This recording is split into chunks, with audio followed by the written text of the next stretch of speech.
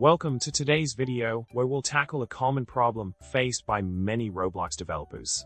The problem at hand involves a Tween service that moves the camera between two parts in the game, resulting in a direct call failure when trying to access specific parts from the workspace. This issue can be frustrating, but fret not, as we have a solution ready to go.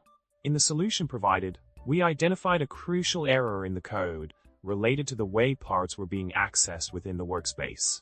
By replacing the references to non-existent parts with the correct ones, we were able to address the issue at its core.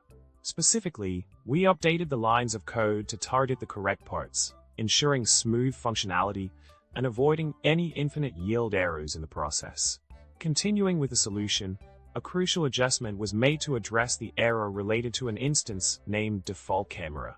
By referring to the correct part named start_camera within the camera's instance, we were able to resolve the issue and ensure that the script could access the intended parts without encountering any further errors. Further building on the solution provided, we made necessary changes to the script to ensure proper handling of instant streaming. By addressing the streaming out of parts used in the script, we prevented potential loading issues that could impact the functionality of the camera movement between parts.